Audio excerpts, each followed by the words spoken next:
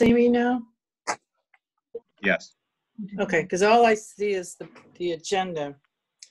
All right, but that's all right as long as everyone can see me. So I would like to call the meeting to order, Community Mental Health Full Board on June 24 of 2020 at 6 p.m.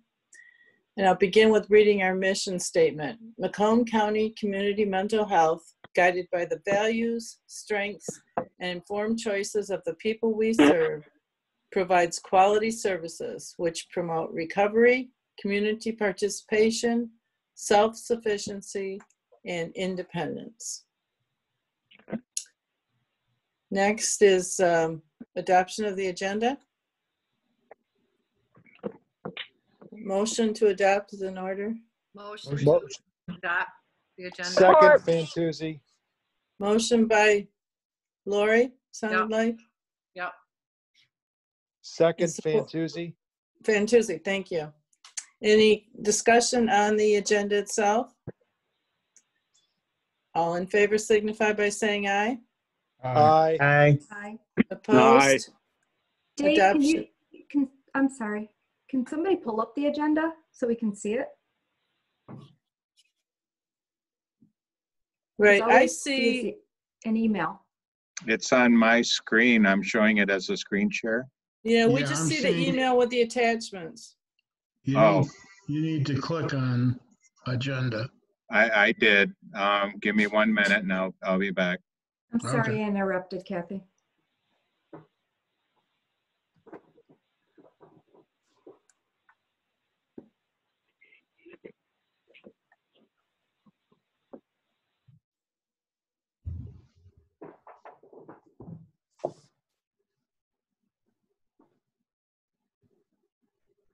Great, Can you see the agenda Yeah. now? we can, yes. So the Yes. next is item number 4, hearing of the public. Is there anyone from the public?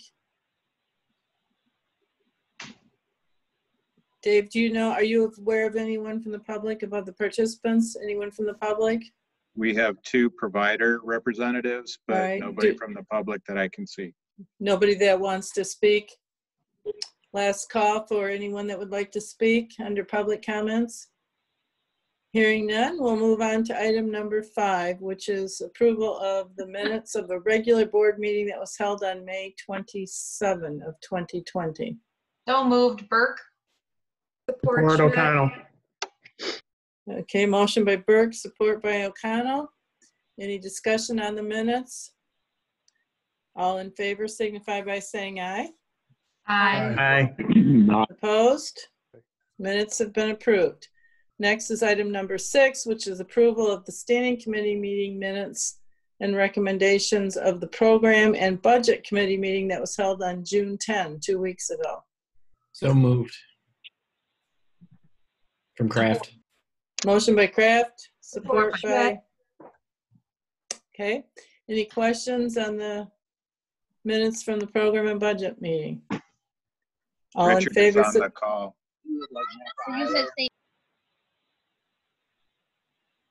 Just Okay, want to let any- everybody know Richard is on the call if there was any questions. oh, okay, thank you.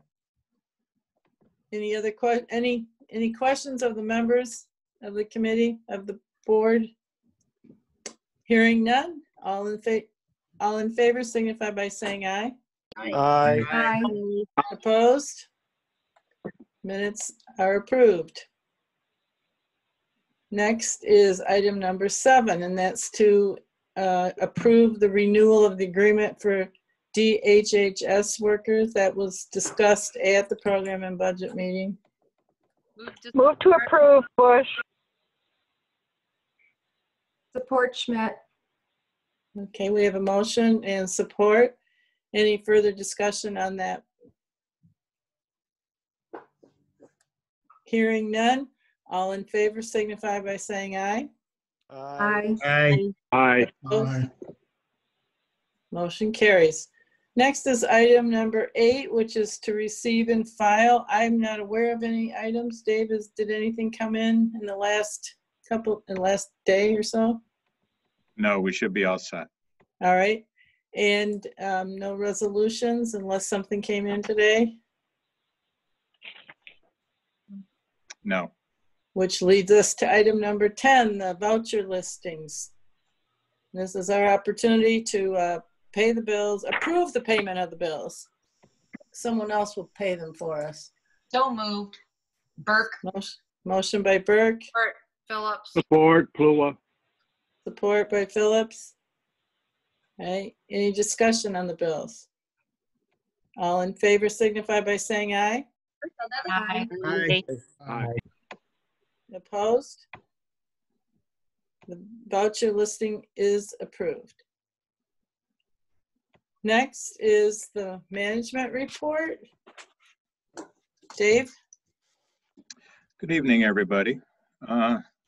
Sorry, I'm going back and forth and trying to manage all the screens, but I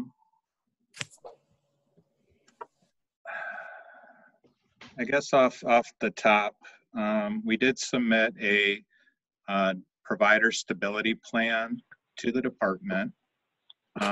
They've approved it, and they did ask for some additional detail. Richard Carpenter and Christina Mozella are working on the detail of that. They wanted to know the specific amount of financial assistance that we've provided. If we have any providers who have gone out of business or who are struggling. Along those lines, I did issue a memo to our entire provider system, letting them know how to request financial assistance. The response from that first memo was rather small. So with Christina's help, I've issued additional notification to the system. I've met with a couple of providers who had specific follow-up questions. But our message to our providers is if they have any expenses, uncovered expenses related to the COVID-19 pandemic, that we will consider those at this time. They should provide us, a narrative about what the cost was and how it's related specifically to the pandemic.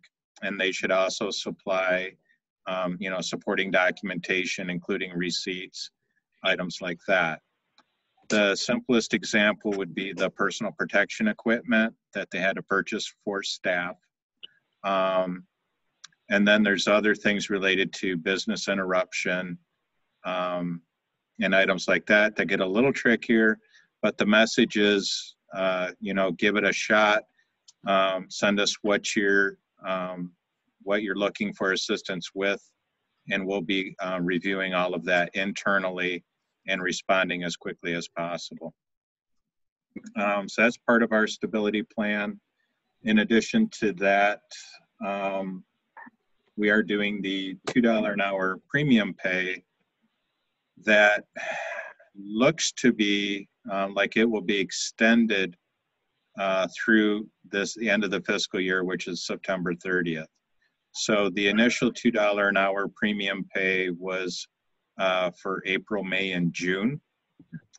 There's currently legislation that would extend that through the end of the fiscal year.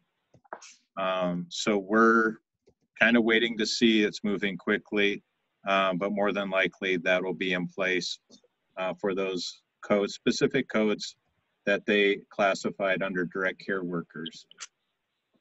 So we have that going on. There was a lively discussion a little bit before this meeting. There's a couple things going on statewide related to crises.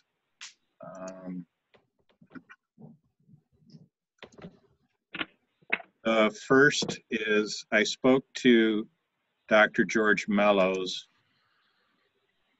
and I'm sorry to interrupt. We do have one unidentified person who just joined us from an iPhone.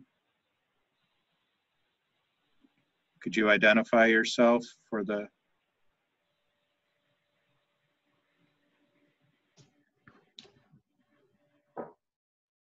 Okay, I don't know who it is. I don't know if it's public or a board member, but We were, Dr. Serpa brought it to my attention that we were having individuals removed from the state hospital wait list.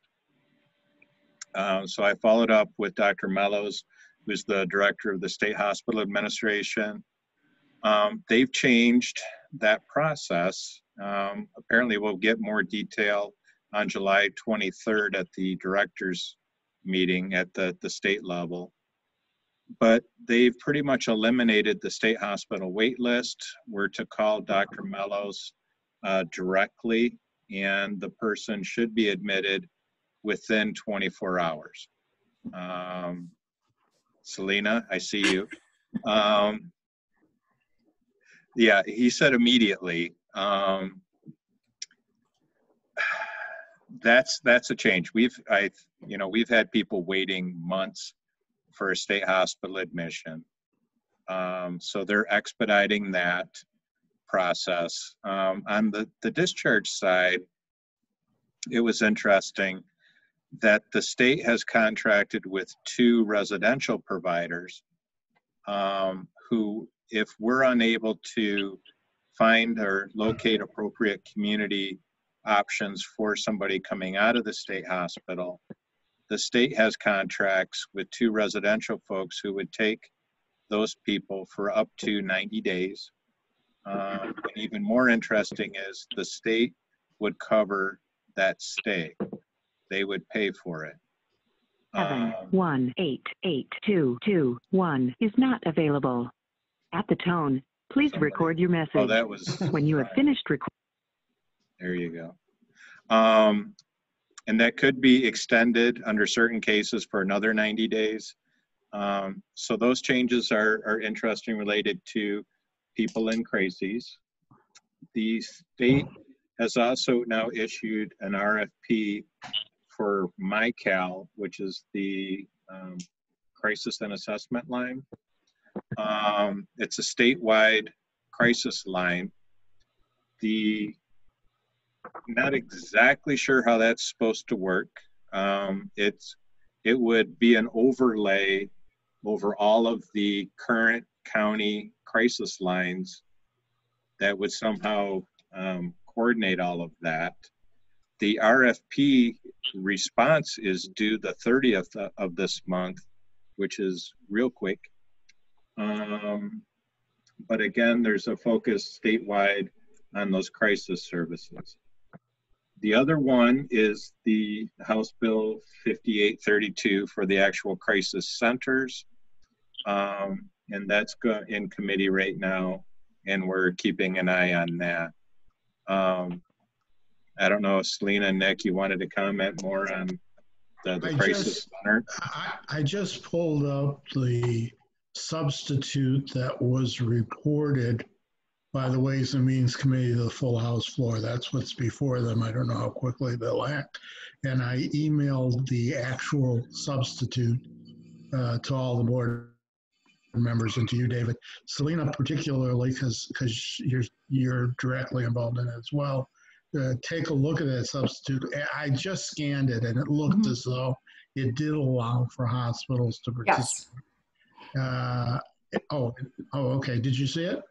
Yes, I attended the Public Policy Committee meeting this past week and spoke to Representative Whiteford on there, stating that our health system would not be in support of it, that they can't deny health systems from entering into these because we can provide true integrated care of medical and behavioral.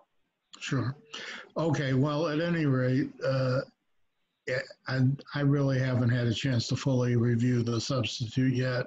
If anybody has comments, if you feed it back to me, there are some people that have been calling me that I'll be talking to as well. So I'd be interested in anybody's suggestions or concerns, particularly Selena, because of the impact it has on hospitals, but anybody else as well. Just so that I know what everybody else is thinking on the topic, I'd appreciate that if you just jot them down and send me the email. Okay, Nick, thanks for being an advocate on that, but I would encourage everyone to also CC Dave, address those to Dave as well, because we need to, if CMH is going to weigh in, we need to have a unified voice. Of course, everyone's free to speak on behalf of other organizations with whom they work or represent, but we want Yeah, the I message from completely- Macomb I- County to be one message. right, and I completely agree it should be CC'd to David. I just want to be aware of what, and David, send me any comments you have, obviously, as well. I just want to be aware of what everybody else is saying, so we don't contradict each other. Want to thank Phil. I presented to the Health and Human Service Committee of the Board of Commissioners this week on a budget amendment. So we received additional revenue that was not part of the current approved budget. So it's going through the appropriations process through the Board of Commissioners. There were 3 items. There was our Lifeline grant for about $57,000. That was the staffing grant to allow us to put more people on our crisis line. There was the approximate $270,000 additional in state general funds that were earmarked for COVID-19 related expenses. And then the big one was the $3.4 million CCBHC grant from SAMHSA. Prorated, that's about $200,000 for the current fiscal year, and the remaining $3.2 million will be part of the budgets for the next 2 fiscal years. So they won't have to go through the Board of Commissioner process. All 3 items were approved unanimously and will be moved to the full board of the Board of Commissioners. Any questions about those items? We did issue a press release for our Certified Community Behavioral Health Clinic. Thanks to Cynthia for drafting that up. We did get media response from CNG newspapers, and they submitted some follow-up questions, and with staff's help, we responded in writing to those. So there should be some additional press coming out related to that. We're meeting weekly with our planning group to make sure we're online. The goal is to have services start it's the very last day of August. It's a Monday, August 30th.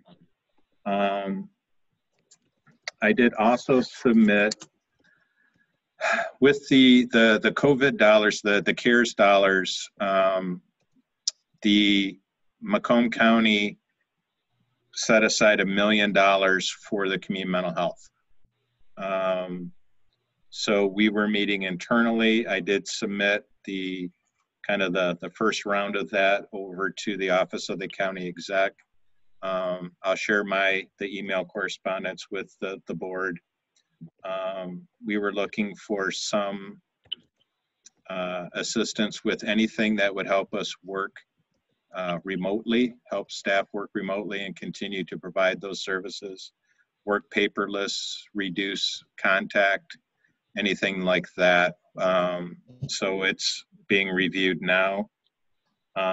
Some of them do have multiple payment options. So we do have the general fund dollars from the state. We are looking to cover the expenses we had related to the purchase of the PPE. We did share that out with the provider side. And then any of the financial assistance we're able to give to our providers, we might be able to tap into some of those buckets of funding as well. So all of those are in process and we're working on those.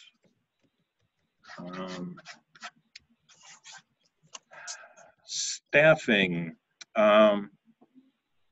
We had 31 open positions before the pandemic. Then the pandemic hit. The county's currently in the work share program, which is a good thing. And we're supporting that with a 10% reduction in staff hours for June and July.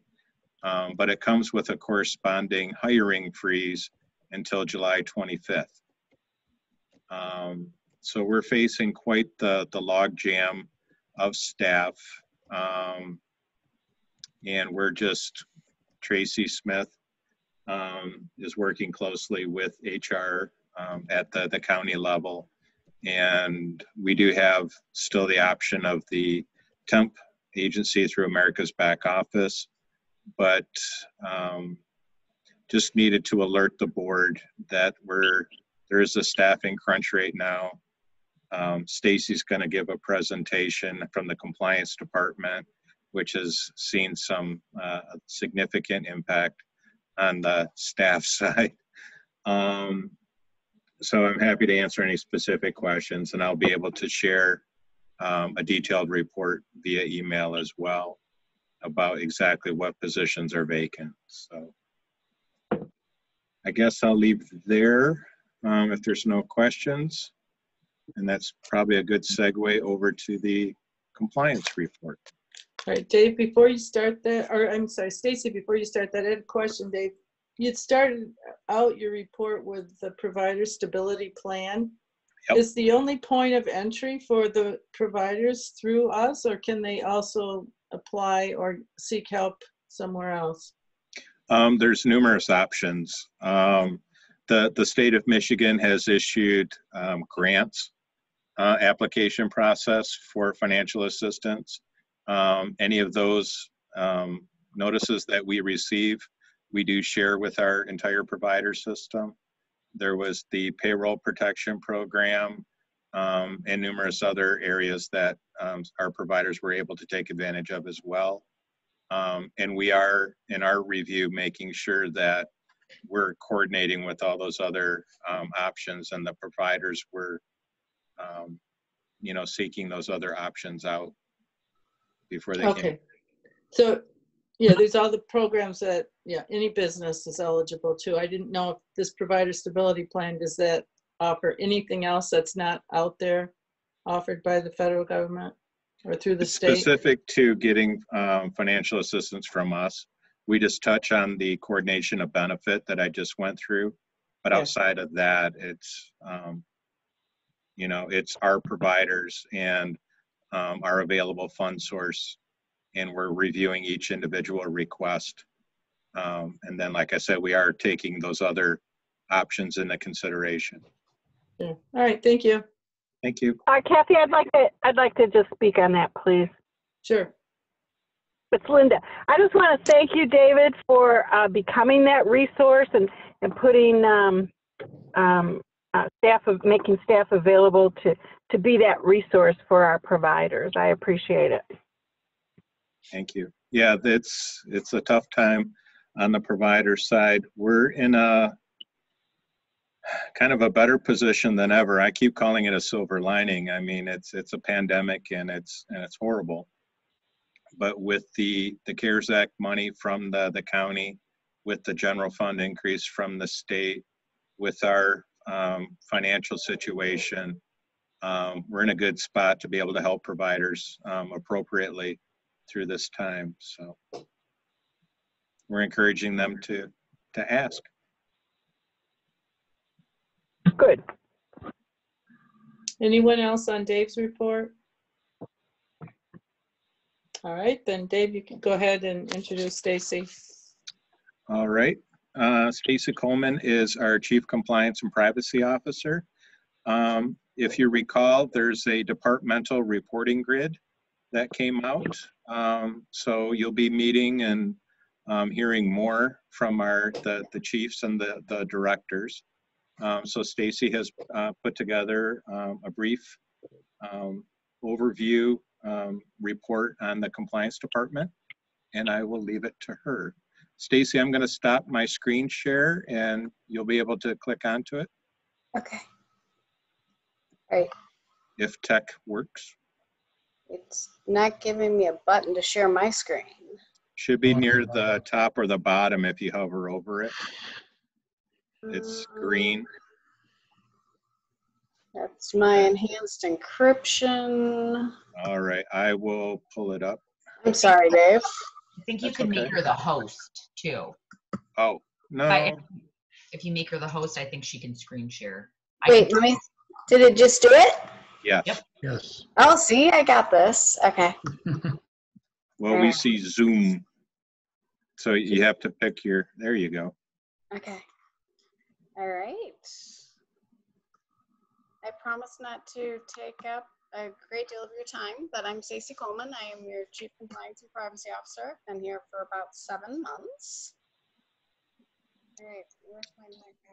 Here we go. Thank you. Currently, as David indicated, my department is experiencing some shortages. I actually only have 1 staff at the moment, Michelle Lindow.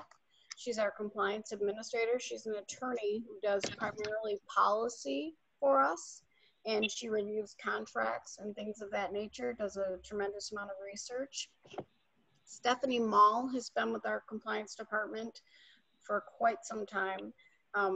Just an incredibly valuable employee, but she has given her notice and she will be leaving us in a couple of weeks. We are trying to contract with her briefly during the interim so we can get some folks up and running. Stephanie performs a tremendous number of functions for the department, including completing our quarterly OIG reporting and a lot of the investigations.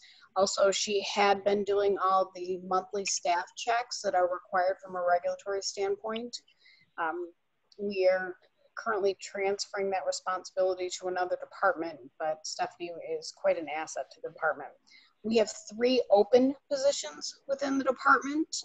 With all luck, I will be able to bring a contract employee in to replace someone who left our department for a full-time position with the Christina Mazzolla's department. I hope to bring her on Monday as a contractor. And then the rest of our positions, there will be then Stephanie's position open, which is a full-time county position, and another compliance coordinator position that will be open as a county position that would actually be the manager for the department. So actively I'm performing those functions. So in terms of number of cases, I have to say I was relatively taken aback when I came here due to the large volume of cases. So when I came in the door, there were over 222 cases open just for the year of 2019, the fiscal year. That's really surprising, but when we did an analysis of the cases, compliance departments as a general rule do fraud, waste, and abuse cases. It seemed that the compliance department here kind of took any question, comment, or concern and opened it as a case, whether it was fraud, waste, abuse, or otherwise. We're now starting to recategorize those cases. Things that are just brought to our attention that do not relate to fraud, waste, or abuse are categorized as a concern and referred to the appropriate department for remediation.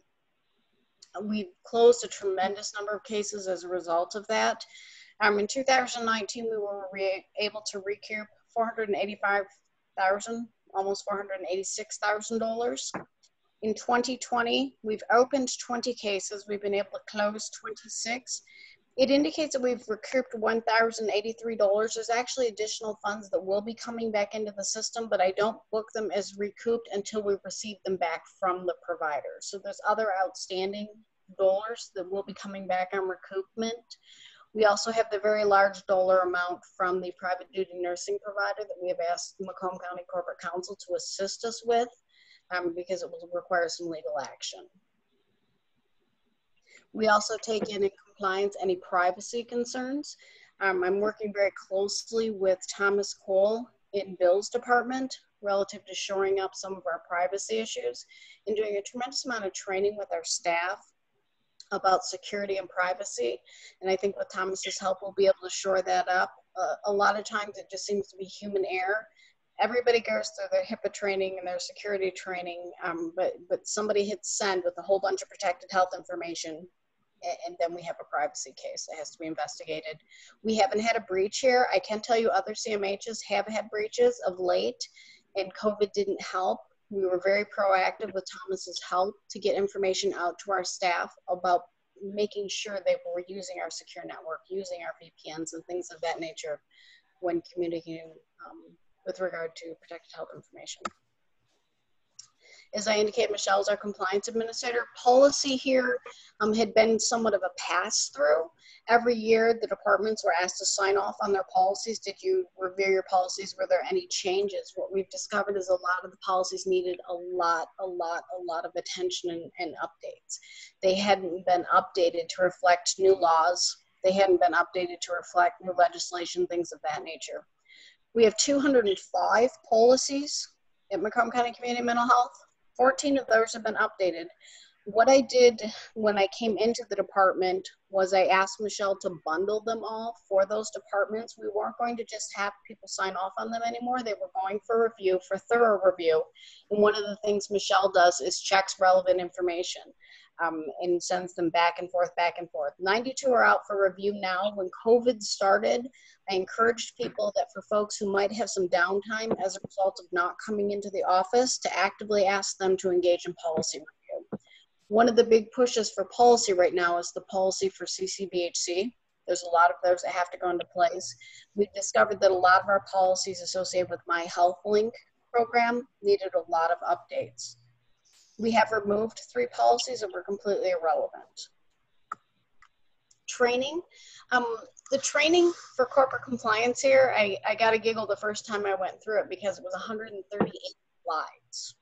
PowerPoint slides. And we know what happens with PowerPoint slides. You hit forward. Look at, I'm seeing Meg right down there doing like this. Yes, this is what happens. You click, click, click, and hope you pass the test. Well, the state of Michigan, when corporate compliance really started to get more focus from the Office of the Inspector General, I started a PIHP compliance officers group.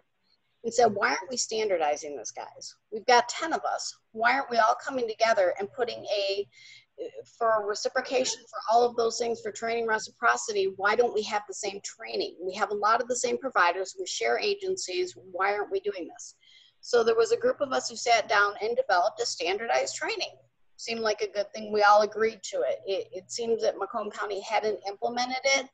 So with Dave's help, I actually pulled the old training right away, went to the PIHP standardized training, and we have put that all in Relias.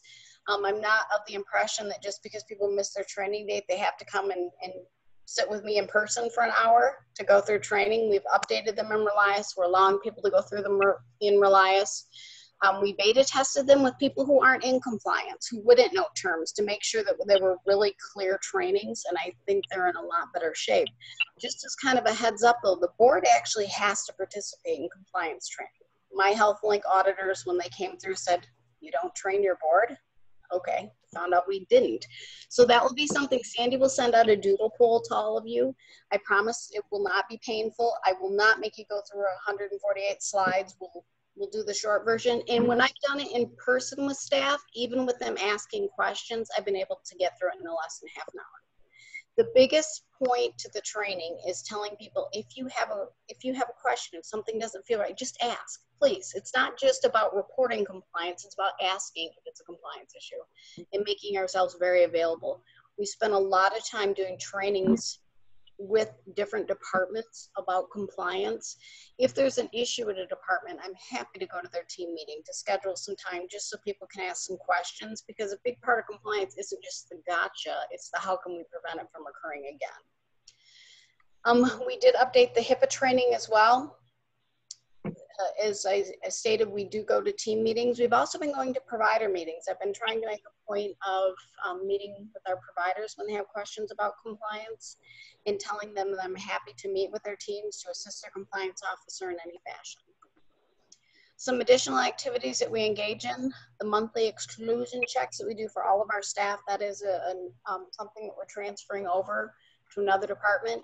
Michelle does a lot of contract reviews and assistance with bringing some of our contracts up to speed. We're assisting Helen with some of her work in the SUD area.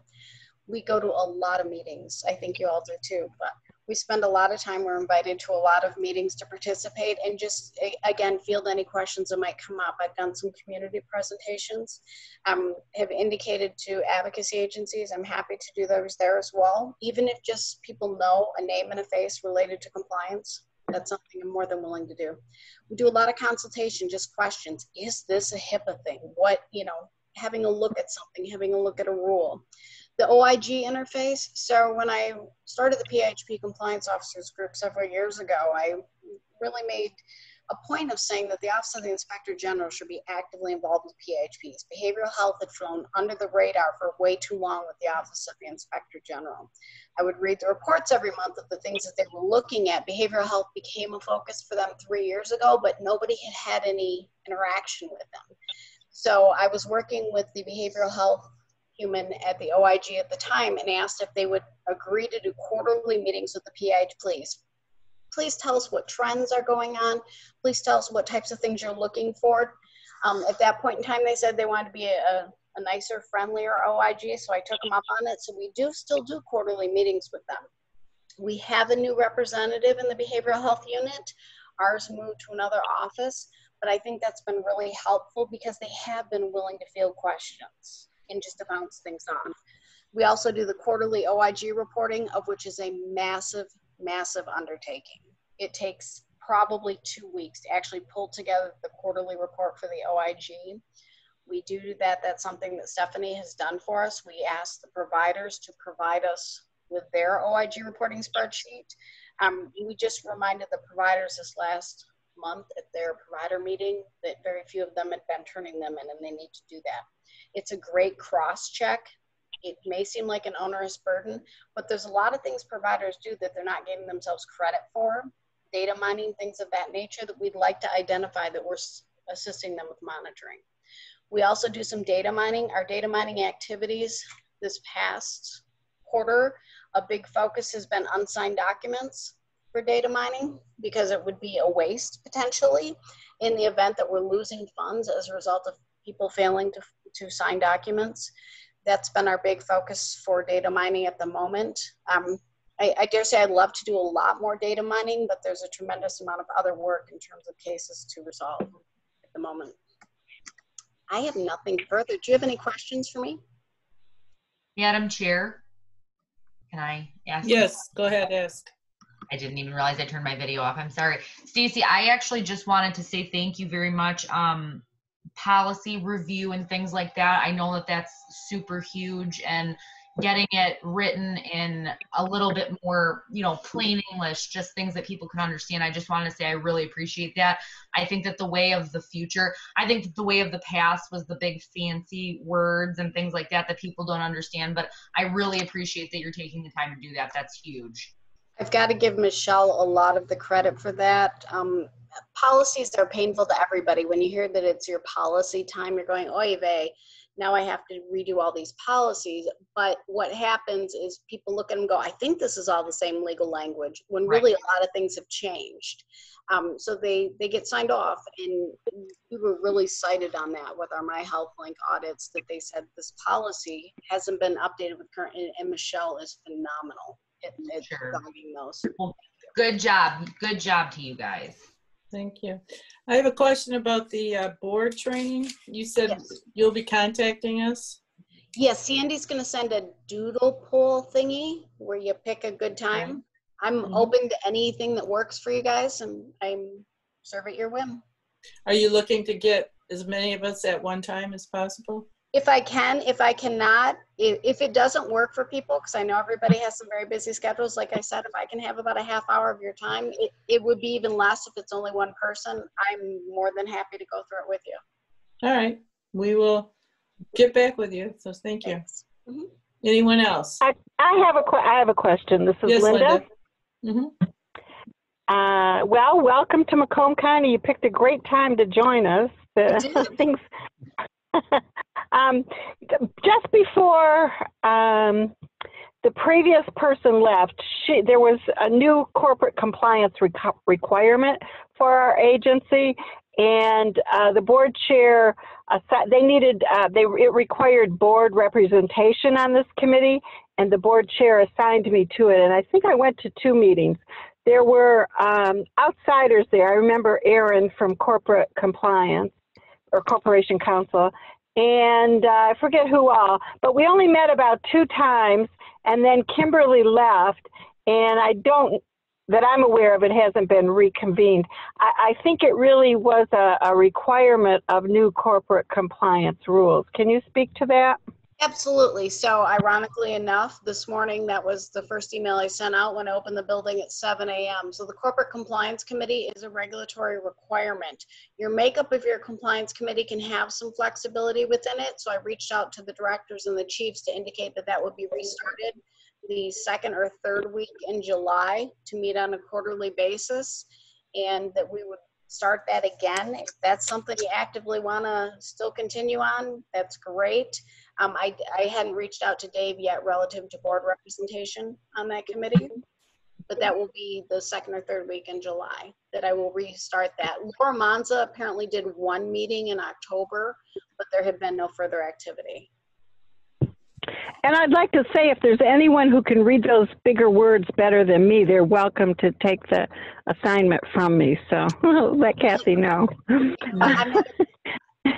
I'm not a big word person. It's not my thing. So well, I read the requirements, the first of the initial things. Oh my goodness, what the law was about establishing it was really something. So good for you for reading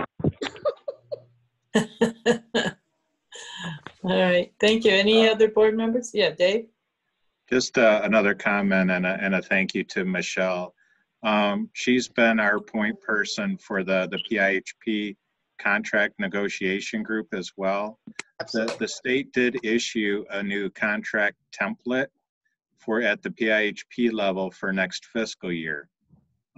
It's extensive, and the 10 of us each agreed to take a section of that. And then Michelle volunteered. She responded affirmatively to my request to review even more than that. And Aaron Thomas, Corp Counsel, is reviewing our section as well. So yeah, Stacy's department has done a phenomenal amount of work, and since she's been here before, and we are making changes to hopefully continue to improve going forward. Thank you. Does the template still exclude rates? Exclude rates? Oh yeah, there's no the rates won't be in there until probably February. All right. Dave, do you have anything else under your management report? No, I do not. Okay. Do any of the board members? I have one item that I'll get to right now. I'll start with, and that is the committee assignments. I neglected to get that on the original agenda, but a copy was sent out today, and it's basically the same committees that you had been on before last year. And at one of the meetings I had mentioned I was just going to do the same thing unless somebody let me know differently. If somebody let me know, I forgot to record it because what I have is the same listing as before. Is everyone okay with that? Has everyone had a chance to look at it, I guess? Kathy, I had a chance to look at it and I'm okay with it, but I just noticed that you not only sent out last year's, but you didn't change the dates on the top. So we were waiting until, yeah, you're absolutely right. And decided we will wait until after the meeting tonight in case somebody did want to, okay. We didn't want to have documents out there with different information on. So. I have a request, Tony Fluo speaking. Yes. Everybody have my audio? Yes, we can hear you, Tony. Okay, I have made a request to join the Legislative and Policy Committee. I was initially watching our senator and our House of Representatives and keeping in contact with them, and I'd like to join that committee. All right. And I'd like to release my assignment in the other committee that I was in. It's recipient rights. Okay, you don't want. Let me see, Tony. I'd like to skip recipient rights and add to legislative and policy. All right. So noted. Thank you. You're welcome. Anyone else? Okay, then let's just take a vote to approve it. That way we know that we've got So something. Motion by Nick, Berg. supported by Berg. All in favor? Aye. Aye. Aye. Opposed? All right, committee members, you're back to work again for another year. And that concludes my comments. Do any other board members have any other comments? It's Megan Berg. I have a question. Are we planning to return in person to meetings? Maybe, like, do we have any tentative return right now or as of yet? Dave, do you have any information on that? We do have a detailed reopening plan, but by and large, the rule is that we plan to be working remotely for as long as possible. There's no sign of this going away yet. So until something fairly significant happens, we plan on trying to accommodate everybody remotely as much as possible. Okay. So regarding the public meeting, which is our board meetings, as long as it's allowed then that they can be held remotely, electronically, we will be holding our meetings that way? Yeah, you as the board can always, elect to or choose to meet however you would like to. Right, but for right now, we would still, even if we chose to meet, we would still have the remote offering. Yes. Right, okay. I just miss you guys. That's all. Next meeting will be in your backyard, Megan, on your patio. Yes. You set it up so we're each 6 feet apart. Right. All around the yard. Anyone else? Madam Chair, this is Ryan Fantuzzi. Yes. Can everyone hear me? Yes. Yes. I just I want to thank Stacy for putting on that presentation. And, I found a lot of benefit in receiving that information. And similarly, when TJ sent us out to see the different homes and with Richard presenting the financial information, I just want to give a shout out to everyone that's provided all this. And I think it'd be a lot of help to the board if other department heads were able to just give a summary of what's going on. And I don't know if you could organize that, Dave. And I mean, it doesn't even need to be anything formal in any kind of timeline, but I just found it very helpful, these updates. So thank you. Well, Ryan, it is formal and it went out last month. We have a spreadsheet and each of the department heads will be presenting or will have the option to present at future board meetings, including the program and budget meetings. I tried to spread everything out. So you'll be getting more and more information from each of the departments. Thank you. David, maybe you could resend that. Maybe you could resend that chart. It was very informative, and I got to see it again at the CAC, and I really understood the importance of it by seeing it a second time. I will do that. Is there anyone else? Any other board members? Seeing and hearing none, we will move on to hearing of the public. Is there any member of the public that's attending this meeting that would like to address this committee? Kathy, I'm sorry, did I miss other agenda items? Was that what that was? Yes. I thought people were commenting on Dave's report. I do have one agenda item, if I could have you back up. Yes.